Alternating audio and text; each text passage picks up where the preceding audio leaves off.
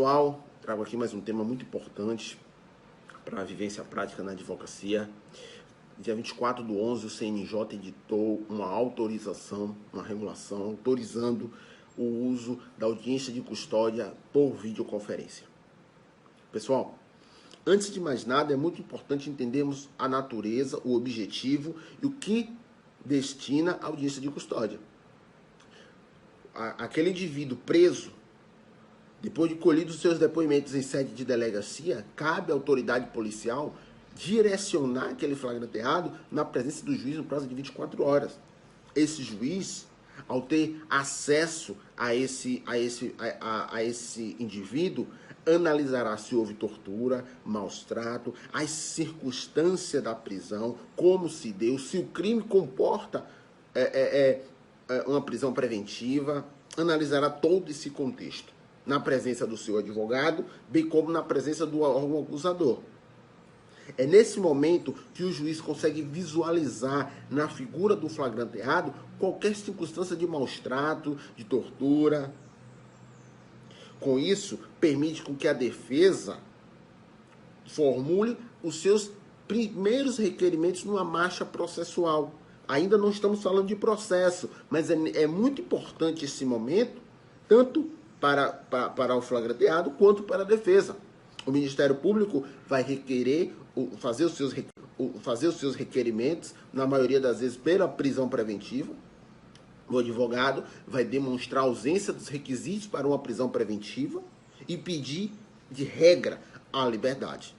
O juiz, analisando essa circunstância, analisando se está presentes os requisitos, determinará ou a prisão preventiva ou a liberdade provisória.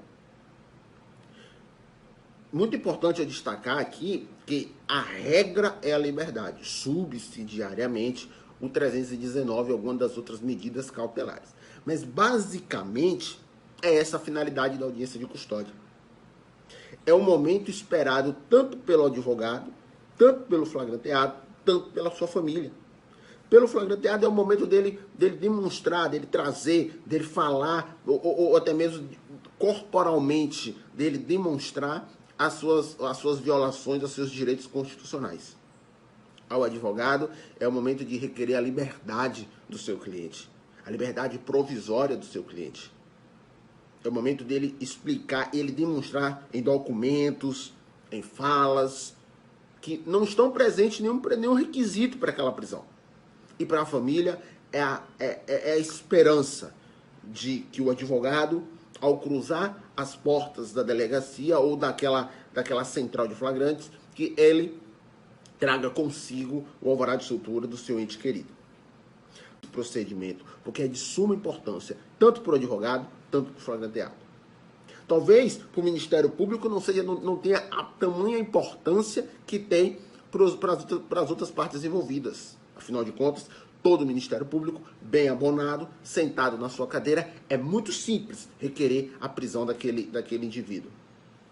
Mas este é o cenário ao qual nos encontro e na minha concepção, na minha humilde opinião, não merece respeito esta decisão, por motivos já explicados aqui.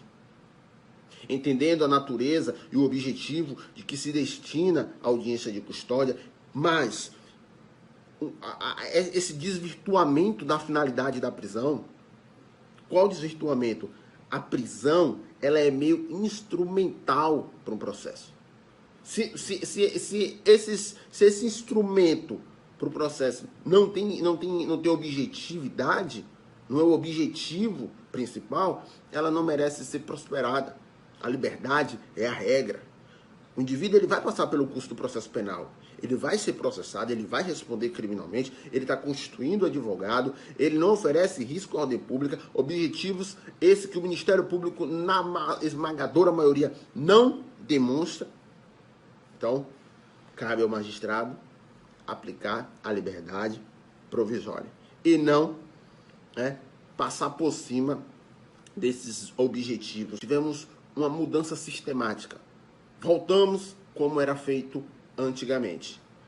Como o indivíduo era preso, conduzido na presença de uma autoridade policial, logo em seguida, escrito, era feito o pedido de prisão, bem como o pedido de liberdade provisória, e o juiz decidia.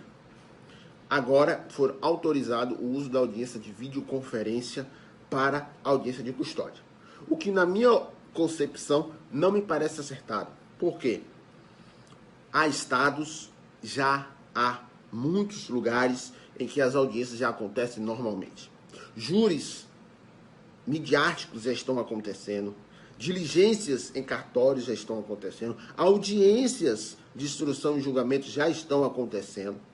E por que um ato tão importante, tão relevante para o direito penal, para a liberdade do indivíduo, deva ser banalizado a tal ponto?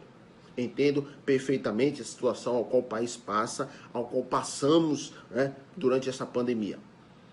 Mas é possível sim, claro, que haja audiência de custódia presencial.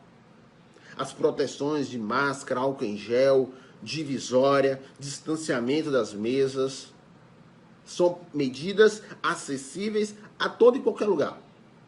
E não exclusa ao magistrado, não exclusa a essa situação de prisão em flagrante, em que a maioria não demonstra. Então, cabe ao magistrado aplicar a liberdade provisória e não passar por cima desses objetivos impostos em lei. E, mais uma vez, repito, o CNJ foi muito infeliz, na minha opinião, de autorizar a audiência de custódia por videoconferência, tendo em vista a normalidade do processo penal e direito penal em outros estados. Tá bom? Forte abraço, espero ter ajudado e contribuído de alguma forma com o conhecimento de todos vocês. Até o próximo.